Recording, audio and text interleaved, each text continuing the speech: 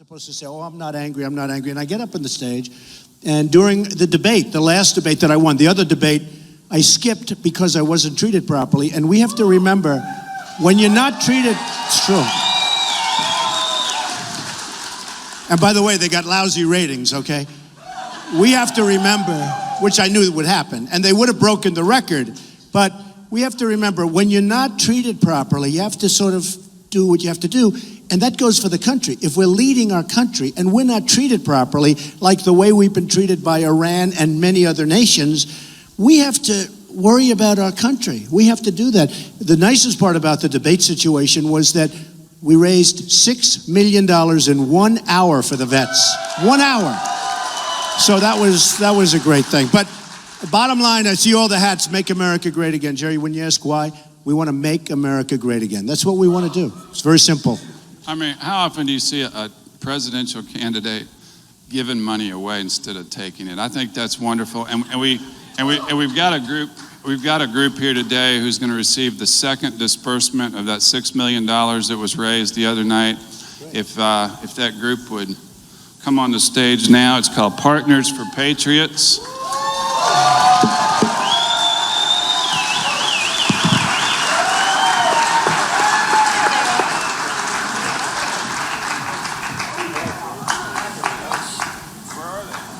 Oh, they're over here. Here we go. Come on, why don't you get right in the middle? Get right. Fantastic.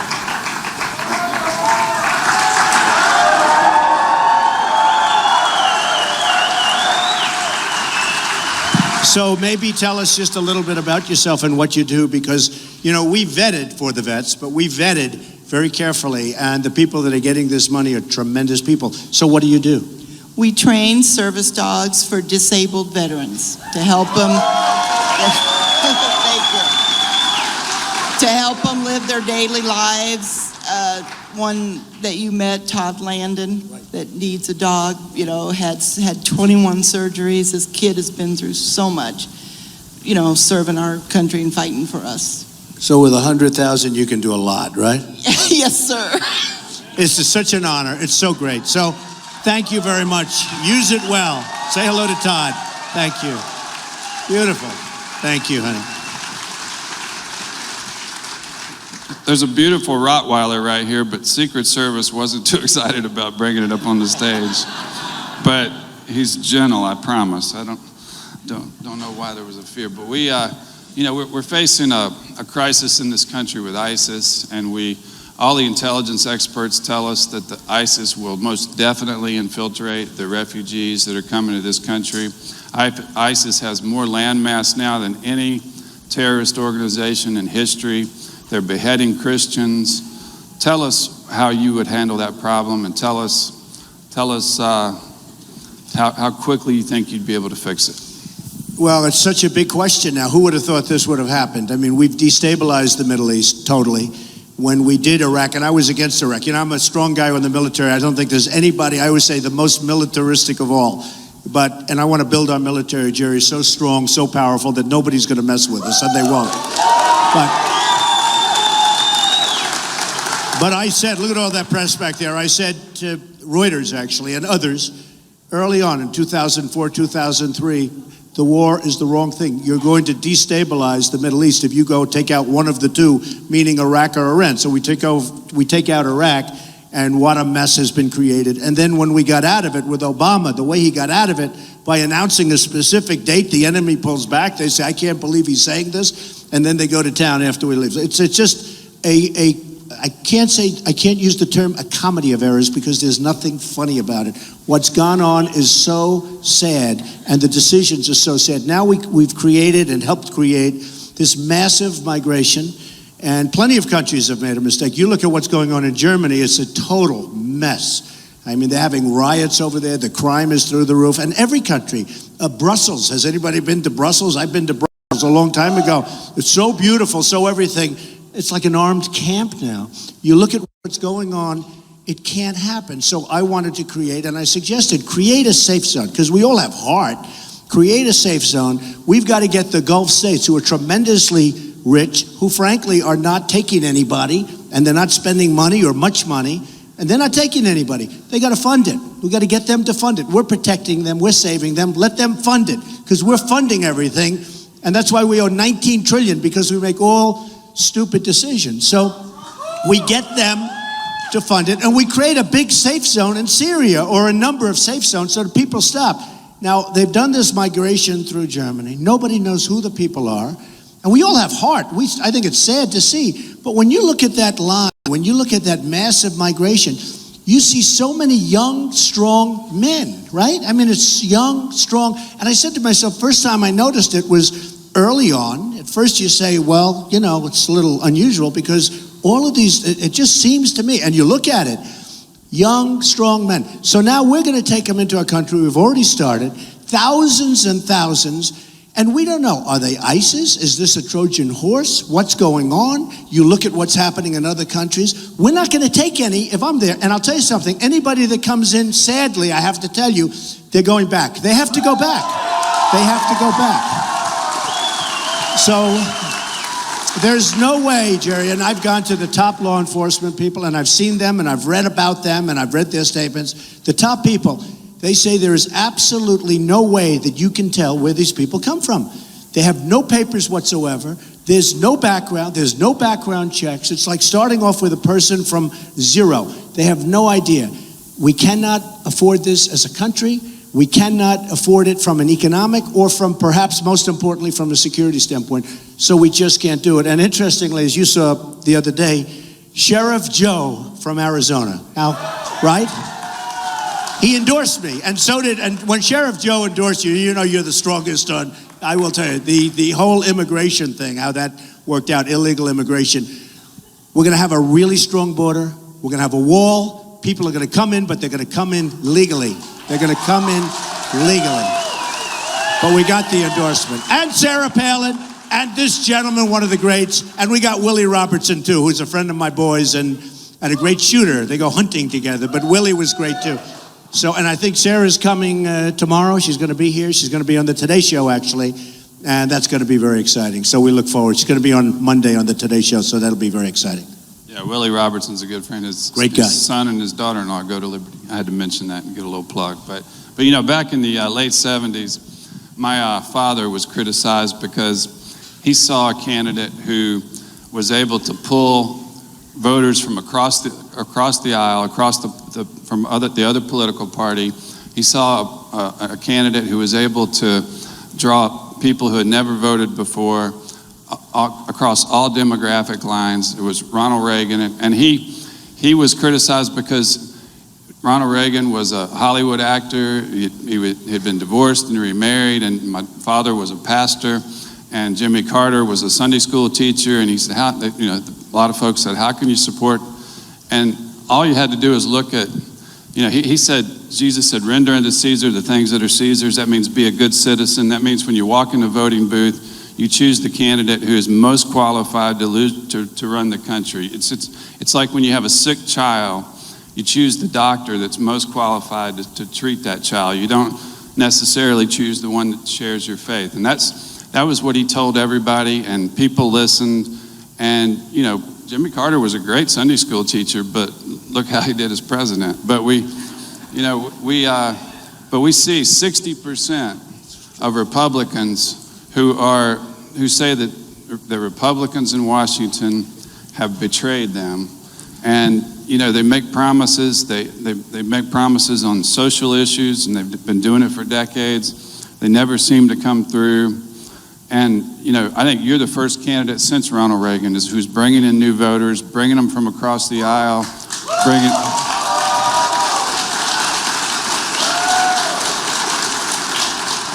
But we've got to get the Republicans who made the promises to start honoring their promises. And what's your thoughts on that? Well, one of the things that I found so interesting, because I spoke the other day at Liberty, and it's an amazing place. What Jerry and Becky have done is absolutely incredible, and they've taken over from their father, and it is so beautiful. And breaking the record was very important to me. And you know whose record I broke? My record from 4 years ago, so I'm happy.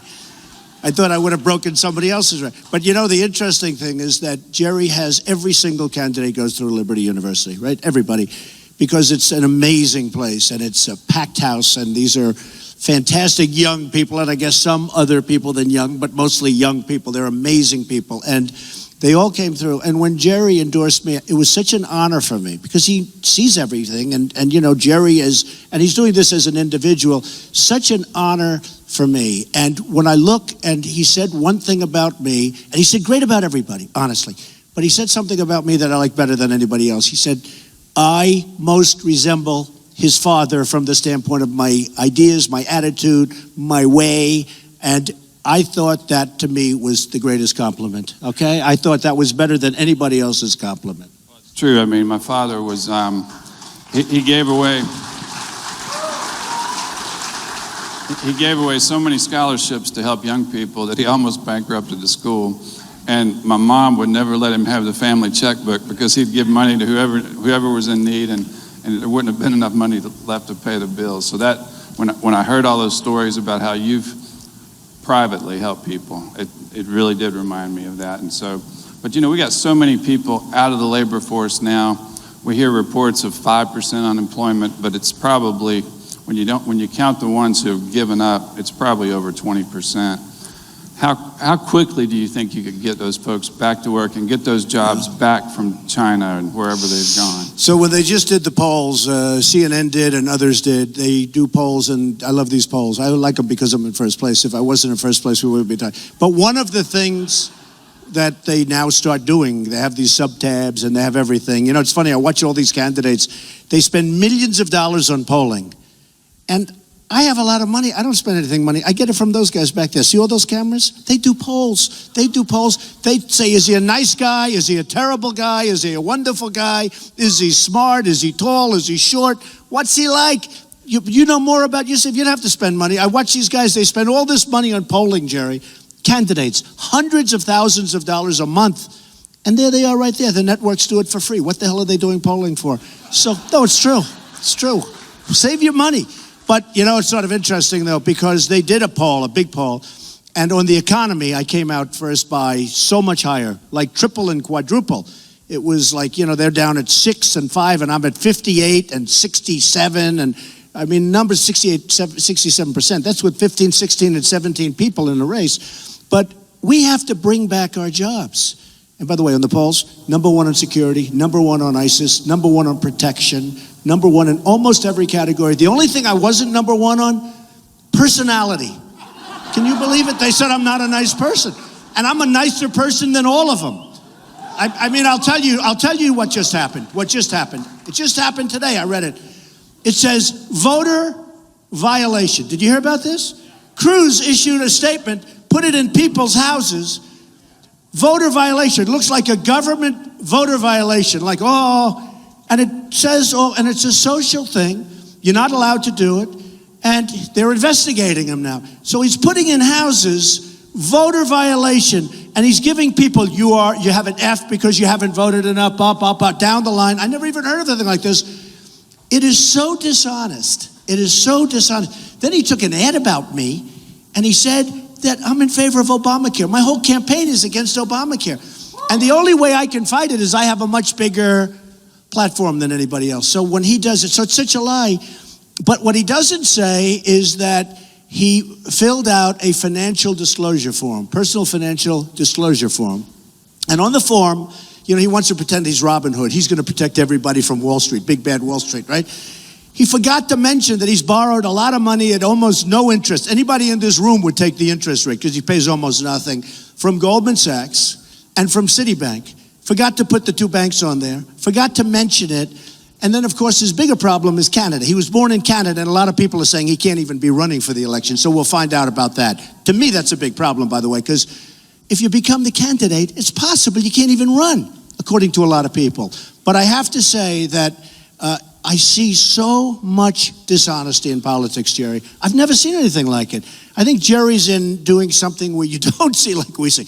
It is so dishonest. First of all, the guys in the back, the press, among the most dishonest people I've ever met in my life. They really are. No, it's true. It's true.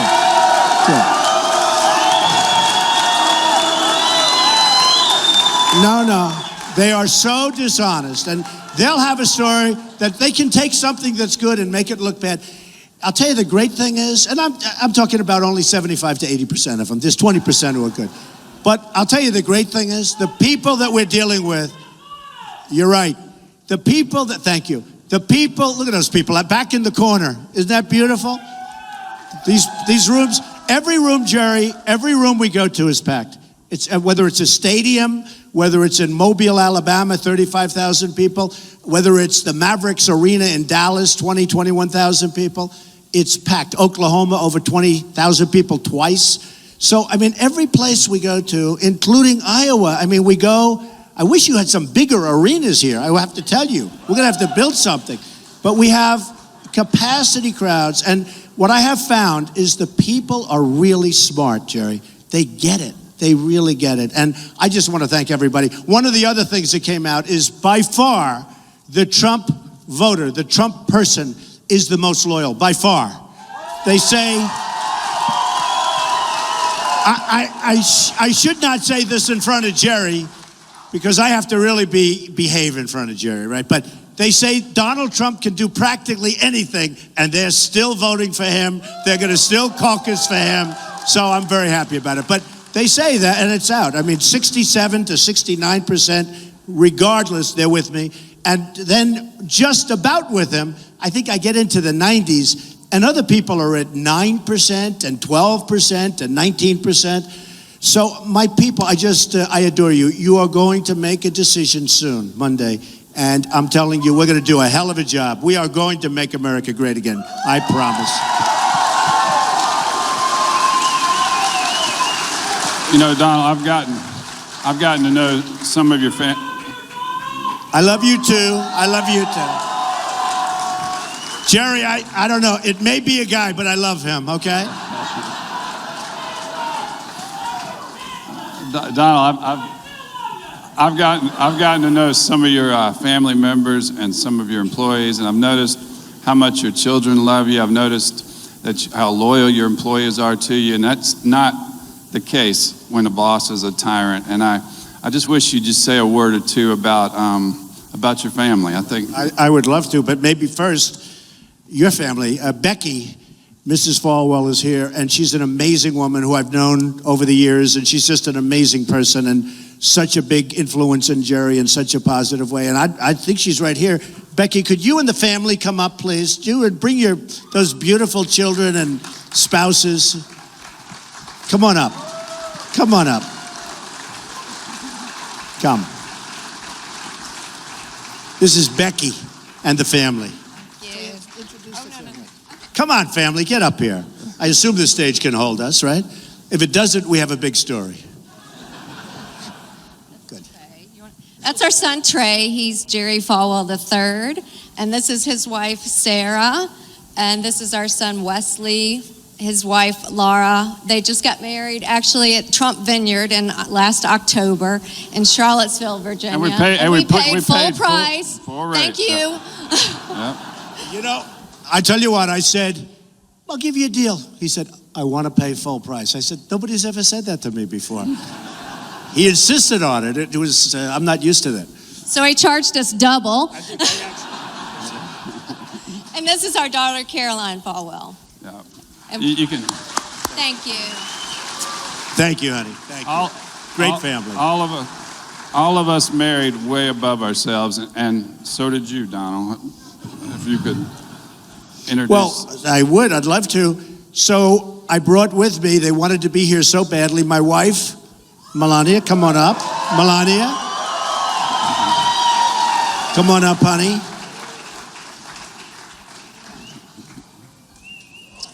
She's been so supportive. I'll tell you what, Melania actually did one thing. We talk about pollsters, right? She said, if you run, you will win. I said, what do you mean? If you run, you will win. The people respect you and they love you, and you will win. Now, if you don't run, you're never going to get an honest poll because nobody thinks you're running. So they can poll you and say, if Trump runs. But she said to me, very good, best advice. She said, that won't work. You'll be low. Nobody believes you're going to run. Even if they say you're going to run, unless you actually stand up and announce. I said, but what if I stand up and announce and I do badly? That's no good. It takes guts to run. Don't kid yourself. She said, if you run, you win. And almost from the day we announced, we've been in first place, Jerry. So here's my best pollster. Thank you, honey. Hello, Iowa. It's great to be here. He will be unbelievable. The best deal maker, the best master negotiator. Oh, thank you. Thank you, baby. Thank you. That's so nice. Thank you, honey. And I have somebody that nobody knows, Ivanka. And her husband, Jared. Come on up, Jared. And Ivanka is about 8.5 months pregnant. And the doctor said it would actually be much better if you didn't make the trip. She's very tough, by the way, I have to tell you. Right, Jared? And Jared is a great young man, went to Harvard, very smart, great, doing a fantastic job in business. He's in the real estate business, done an amazing job in his own right, just incredible. But with Ivanka, so they said, don't make the trip. I said, wait a minute, politically, wouldn't it be great if she had her baby in Iowa? Wouldn't that be great? Wouldn't that be unbelievable? That would guarantee me victory, right? No, but she's here, and we have great love for the people. And say something, honey.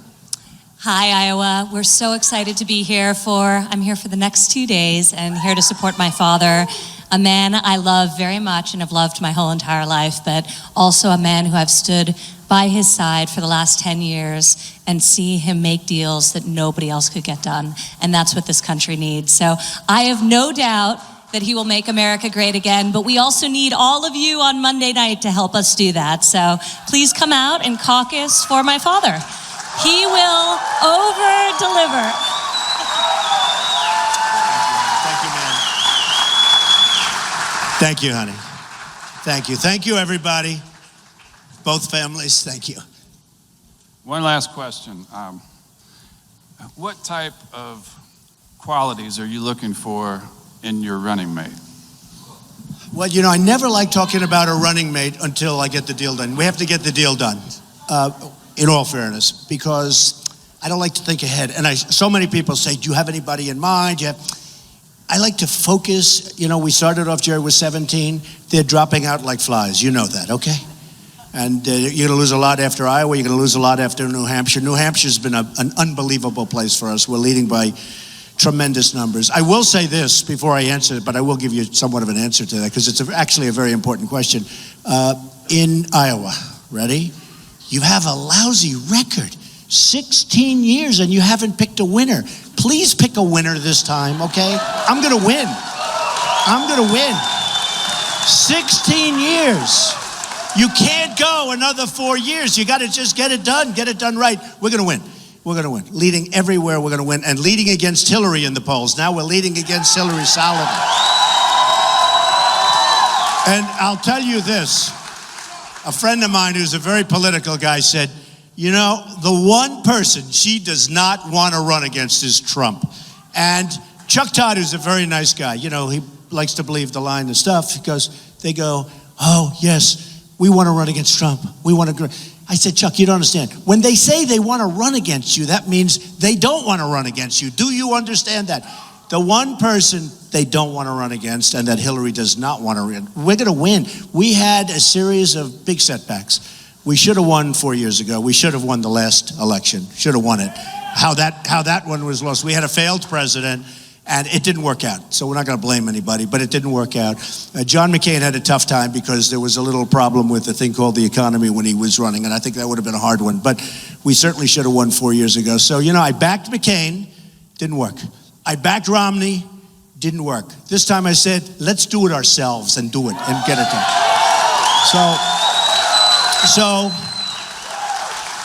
So really 16 years is too long. And one other thing I have to say is, before we get to that, you better. These are tough sounding guys and I like the sound of that. But I'll tell you, really important. So it's 16 years. But we have to get it right. We have to get it right. More important than anything else, they want to move Iowa to the back of the pack. You know that. There's a big move that Iowa shouldn't be first. I give you my word. I'm president. I control it. You're staying right where you are. You're staying right where you are. So is New Hampshire. And Jerry, it's such an incredible tradition. It's really an amazing, even the caucus, the whole caucus thing, it's complicated, it's tougher, but you know what? You really have to want to have somebody when you're willing to go out and do this. It's actually a great system. I don't know if I'd want to have every state like that, okay? But it's an amazing thing, and it's an amazing tradition. And if I win, they're not touching Iowa. It's staying right where it is, and so is New Hampshire staying right where it is. They're not moving you guys to the back of the pack. It's not going to happen, okay? So just remember that. As far as a vice president's concerned, I want somebody, it's a very simple test. Who do I think is going to be the best president if something should happen? Because things can happen. Who's going to be the best president? Because that's ultimately what it's all about. With that being said, you want to pick somebody that can help you. You want to pick somebody maybe from a state that you have to win. One of the things that one of the polls just came out, and in fact, the New York Post has a big story today, that Trump is winning with Hispanics. A big story, and I'm not surprised because I'm going to bring back jobs. It's actually a big story and become a big story, and Ivanka just showed it to me, that Trump, you'll see it, New York Post doing phenomenally with people that are here legally, who are the people that vote. Of course, if you listen to the government, they want to have illegals start to vote too. Pretty soon we're going to have illegals starting to vote if we don't start getting tough and smart and go back to what it's all about. But when it comes to the vice president, we want somebody that can really be a great president, number one, always, but somebody that can also help us get to the goal so that you don't have another 4 years of losses. And there are some great people out there. I mean, Republicans have some great people out there. And I think we're going to have a tremendous success. One of the stories that was written by one of the major media groups was that if Trump wins, first of all, the Trump-Hillary, if she ever gets there, I mean, I don't know if she's going to get there with this email stuff. I mean, is she going to get there? I don't even know. But if it's Trump-Hillary, it's going to be the largest voter turnout in the history of the United States. And you know that because the debate that I participated in, not the failed debate, the last one, the debate that I participated, there are 24, almost 25 million people with the largest show in the history of cable. CNN 2 weeks later had the largest show in the history of CNN, okay? In the history of CNN. And I'll tell you what, I think if we had gone through, if I wasn't insulted, and we went through normal channels and we did the debate 2-3 days ago, I think that would have been larger than the 25 million people that they had on the first debate. I think that would have actually surpassed it. But they said, and they said it very strongly, I bring states into play that no Republican's going to think about. For instance, the concept of winning New York State is impossible for any of the people that I'm dealing with. Impossible. It's not even something. They don't even campaign there. I think we have a chance to win New York. I mean, they like me in New York. They like me in New York. And by the way, if we win New York, you're talking about a lot of delegates, right? But if we win New York, you're talking about a lot. But we're going to win Pennsylvania. We're going to win Virginia. We're going to win Michigan. I'm always talking about the car business being stripped out of Michigan, and the poll numbers in Michigan are incredible. We're going to win Ohio. They did a poll. I like John Kasich very much, but the problem is they did a poll in Ohio, and I'm beating him by a lot, and he's the existing, he's the serving governor. We're going to win Florida. I'm at 48% against 16 people.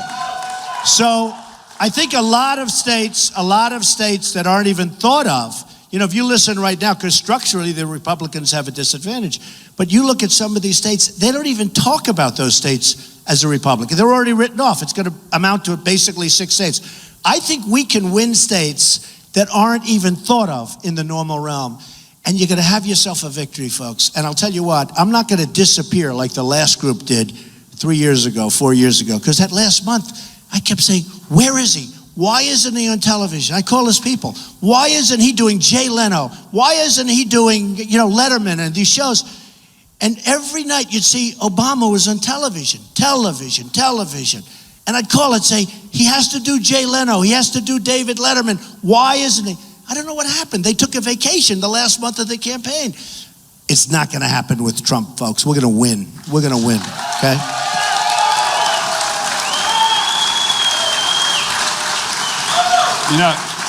I've never done anything like this before. I've never gotten involved in national politics, but I am now because I believe our country's at a crossroads. I believe if we get up over 22 trillion in debt, we may be beyond the point of no return. I believe if the next president is not the right president, there are going to be maybe up to four Supreme Court justice appointees that would change this country forever. All the values that we hold dear will be gone. And I honestly believe that this man who has turned companies around in the private sector can do it for this country, and that's why I'm here. And that's why Thank you. That's why I'm so honored to be invited to join you up here. And it's a privilege to me, but it's because I believe so much is at stake. We could lose our country if we don't choose a man who is electable. And then he's the only one that's electable, in my opinion. Thank you, Jerry. Thank you, everybody. Thank you very much. Wow, that was so nice. Thank you so much. Thank you, Jerry. Thank you, Becky and the family. Thank you, everybody. Thank you. Thank you, everybody. Thank you, Jerry. Thank you, Becky and the family. Thank you, everybody. You didn't frankly have the balls to put country before party.